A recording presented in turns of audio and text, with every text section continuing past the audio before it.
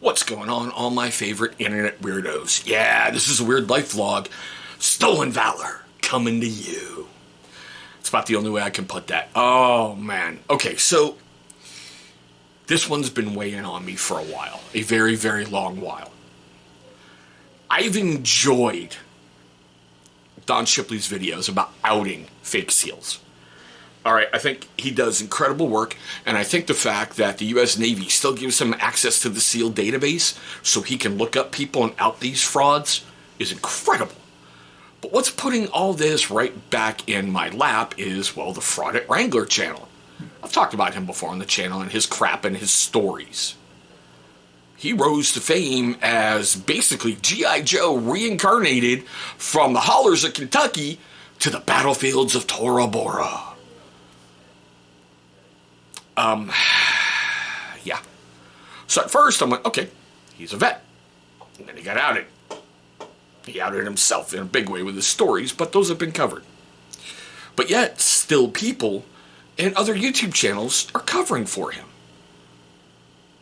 You know, and there's this one that is trying to take up his flag and run with his channel to support him, basically going, well, he signed the paperwork. He joined. That's more than other people have done. Fucking great. Fucking great, gremlins. He signed his name in a dotted line, and he lied that first time and said he wasn't allergic to bees, and oh, he was! And he couldn't meet standards, so he's not a vet. The bottom line, according to the VA, is you've got to graduate basic. You must graduate your training. When I was in, they called it AIT, Advanced Individual Training. I'm not sure what they call it now. Remember, I got out in 95 off of active, and I spent a couple years in the reserves to get my full 8 done so I couldn't be recalled for anything in the future. If you're unsure of what I'm saying, every single contract you sign is for 8 years.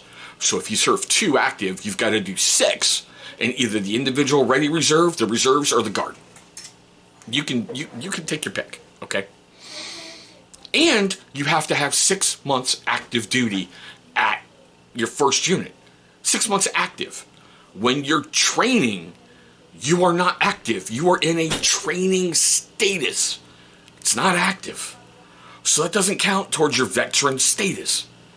I don't care who you are, or whose daughter you are, or whose son you are, or whose niece you are, or whose nephew you are.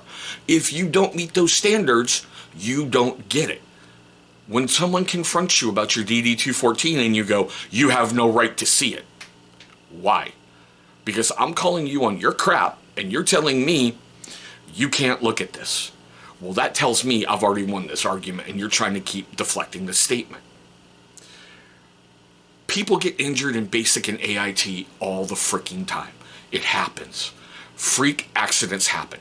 Break a wrist, break a leg, break a noggin, break ribs, break a foot, break whatever. It happens. There is no shame in it whatsoever. You did your best to go serve. You couldn't meet the standards. You are not a disabled vet because they went, we're medically boarding you out. That automatically doesn't make you a disabled vet if you've never been active. If you're writing disabled vet on your job app and you're not, that's called theft by deception. Okay? You are taking from somebody something they might have earned ahead of you, but you got it because you said you're a disabled vet. Now, when someone comes to you and talks about, I'm a disabled vet, do you instantly think you got injured on the PT field? You know, playing football, some major gave you a blindside tackle and you hurt yourself? No, you're thinking combat. Yes, a lot of this pertains to stuff in my family. Okay, I'm not going to go into too much greater detail. But I'm sick and tired of being told, well, in my eyes, this person is a vet. No, you're not. Legally, you're not. You need to stop. Does this happen in your family? Where you sit and you go, well, you know, you tried to be airborne, but your chute didn't open, you broke your back, and... No! You know? I'm so torn by it because I've been watching this for over a decade now. Yeah, well over a decade. And I'm just like, it needs to stop. well, you have no right to say any of this. Yeah, I do. I'm a vet. I served my time. If there's anything I can say about the veteran community, we really hate when people pop up and go, well, I was part of the big battle for Tora Bora, and, I did combat patrols for 3 weeks on a broken leg till the first sergeant caught it.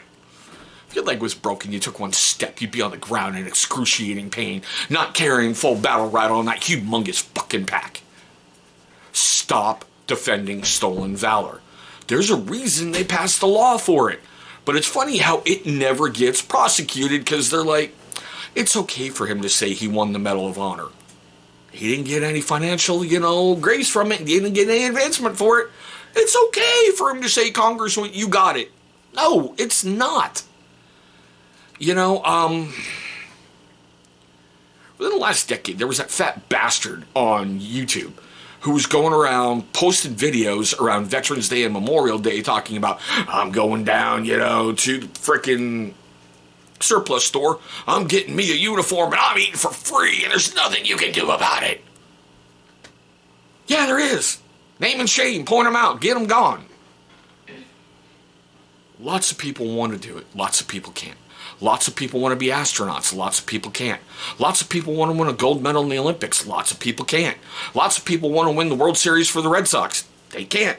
Lots of people want to make sure the Yankees lose 161 games, but, it's the Steinburners. They'll just go out and buy more free agents. But you can't, can you? Stop saying you're something you're not. It's going to get exposed. It's going to blow up in your face, and you're going to try to play the victim. It needs to stop. But I'm curious about your guys' thoughts on stolen valor. Have you run into it before? How do you handle it if you're a vet and someone goes, hey, I was a sergeant at 101st and, I helped lead these successful raids when they're full of shit? How do you handle it? Because this one has been weighing on me for a while and I'm tired of it. I'm tired of the protection of people who lie their asses off and everyone's like, oh, just get over it. Oh, just turn the cheek. Bless you. Thank you. Sure you ain't got another one? Yeah. My daughter usually sneezes in 3s and 5s, so yeah. I'm thinking both of you, you're the exact same. See, teenage children. Are you okay? Yeah. Okay, cool. I know, you'll get your tablet in just a moment, all right? Okay. Yes. It's school day, I'm trying to film a video, trying not to get too agitated and going, what the fuck? But like I say, how do you deal with it if it comes up in your area? And you're a vet, how do you deal with it? For me, I'm just like, dude, stop, get out of my face. That's why on my Facebook thing, my big picture says the difference between you and me is I didn't almost join. I joined, I went through the hell, I went through the crap. I've said this repeatedly, it was the best, worst job I ever had. I learned incredible things. I got to see incredible places around the world. I got paid to camp. I got paid to shoot military-grade weapons, which is not as fun as you would think it would be. Okay? Because the unit armorers will find carbon on carbon, and you will be there until the rapture, trying to get carbon off of carbon. And for those of you who know what I'm talking about, welcome to the Sore Back Club. Okay? But still, this one's been wearing on me, and you guys know with this channel, I don't hide anything.